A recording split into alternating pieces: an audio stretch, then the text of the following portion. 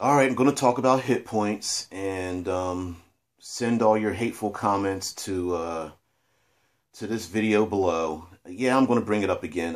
We've brought up hit points in numerous videos from other people. I'm going to throw in my 2 cents. Hit points and healing and the whole 9 yards, right? So there's a lot of contention, especially in 5th edition Dungeons and Dragons, about healing surges and the ability to heal, short rest, long rest, the whole 9 yards, right? And some people say it's too powerful. Others say that it was created because it forced clerics into the heal bot, syndrome and whatnot. Personally, I don't have a problem with it.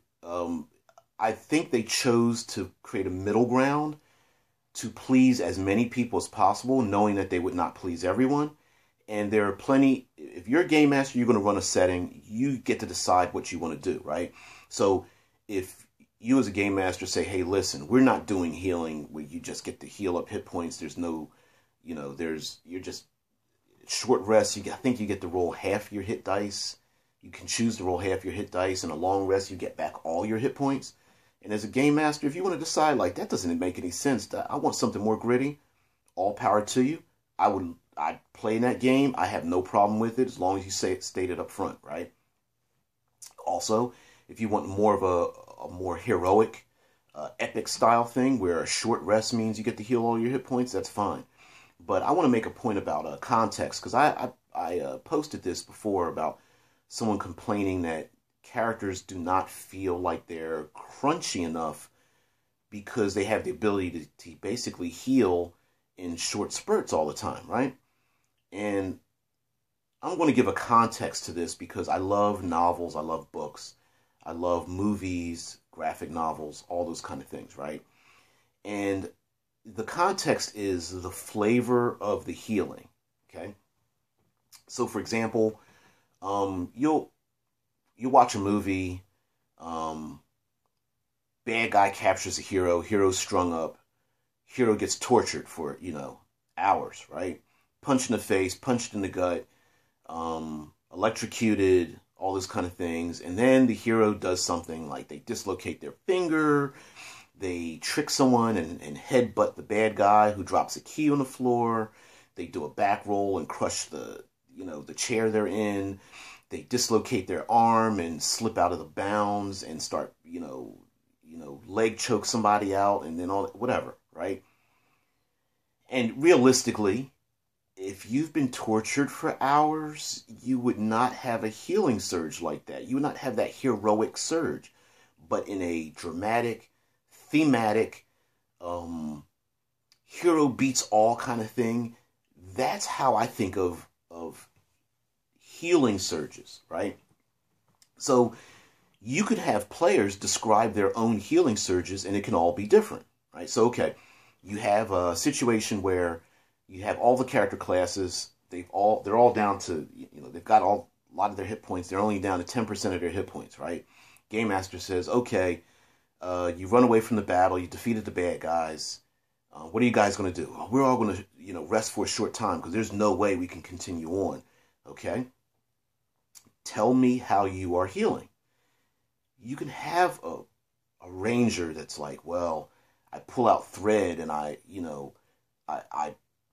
stitch together using sinew and a needle to stitch my wound up. The barbarian, just pull the arrow out of my shoulder, I'll be fine. The cleric, I go over and look to the skies and let the sunlight, goddess of sun and life heal me. Or the monk, meditates and resists the shock and the pain, almost staunching the wounds that they have. The wizard, using a spell of that binds their wounds together or something, or just plain old simple first aid. Hey, what are we doing? Oh, we're tending to our wounds. My shoulder that I dislocated to escape out of those bonds, I'm gonna go over to a tree and knock my shoulder back into place or something like that. You can always make it thematic and cinematic, have cinematic healing without it feeling like the characters are not squishy. Instead of just going, I just roll my healing, okay, I'm done. Add some flavor to it. Describe why it is you're healing, how it is. Is it because as a paladin, like you're enraged and you want to get revenge? Is it because as the sneaky rogue, you don't want anybody to know that you're actually, more hurt than you were? And are you the noble who doesn't want to look and appear weak in front of their friends, and you get your noble bearing about you or something like that? You can always flavor things within the context of the rules to allow the healing to take place, right? Whether it's magical, non-magical. I can imagine a necromancer having spirits of the dead circling around their body. A sorcerer character that's got undead in them. Maybe they're vampiric, and they pull out a small chalice and drink the blood of their enemies or something like that. Someone makes a healing poultice, like taking some leaves and throwing some herbs and some oil or something like that and applying that to their wounds or whatever. Just create some really flavorful cinematic things, and then roll some dice and feel, how many hit points you get, or at the end of a long rest. Now, I can't imagine too many people having a good night's sleep in the middle of a battle, but, it happens. So, but the other part about hit points are, a lot of people like to describe, what are hit points, right? Because in classic Dungeons & Dragons, no matter how much damage you take, there's no side effects. Now, in the Dungeon Master's Guide, there are options for lingering wounds, there's options for massive damage, meaning lingering wounds are, you've been reduced to 0 hit points. Chances are that you suffered something debilitating. You heal up fully, but your leg is lame, or you're missing an eye, or you have a horrible scar, or you have a festering wound that keeps opening up, or something like that. Also, the massive damage rules are, if you take half your hit points or more in one hit, there's a chance that you'll just get dropped to 0, get knocked out, be stunned. Of course, completely break your concentration if you're trying to use a concentration spell or concentrate on something else, those kind of things, right? Some people describe hit points as being cinematic, meaning that fireball goes off, rogue dodges out of the way of the fireball. Is the rogue's got 35 hit points? Is the rogue actually resisting the fire? No, they're actually dodging out of the way, and they are just overcome with exhaustion and maybe bang their head and hurt a rib getting out of the way of the fire, instead of actually walking through the fire and being burned by the fire and having enough hit points to resist it, right? So it's just a cinematic thing. I kind of take the point, I have taken the point in the past that kind of split the difference and made hit points completely cinematic until you're down to around your constitution. And then that's when you start taking start instituting the penalties or something. So I guess I could put this into a house rule where, first level characters, their hit points and their constitution could be just about equal. Even there might even be some character classes where their hit points are less than their constitution level. So everything they take pretty much is a penalty, right?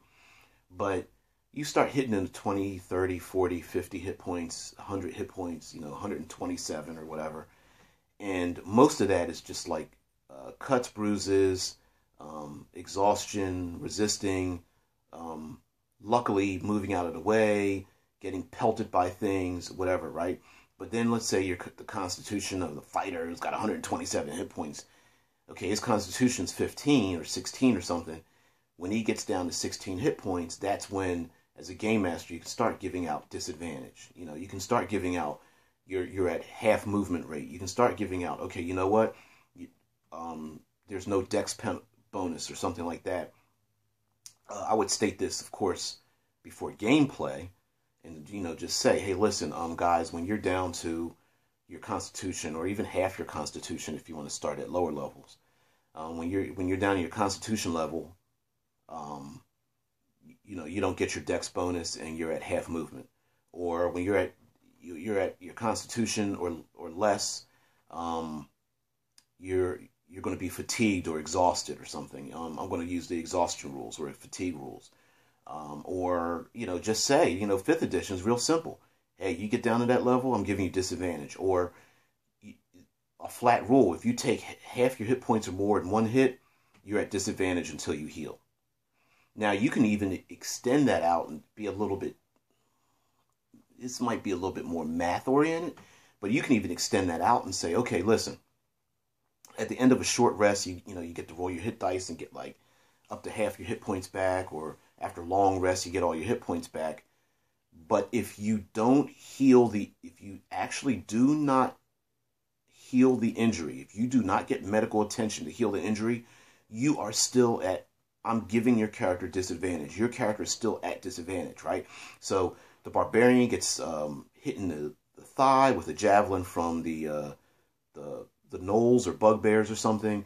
The barbarian goes in, all the characters fight, they win, they go for a short rest, barbarian gains his hit points back, but all the barbarian does is, I just yank the javelin out of my thigh and use it as a weapon and throw it back or something, and all the player characters are like, wow, man, Jesus, that is sick, dude, but his leg's still bleeding. Maybe he's on disadvantage. Hey, guess what, I'm putting you at movement disadvantage. So anytime you want to dodge, run, I'm giving you a movement disadvantage until you heal it back. Oh, okay.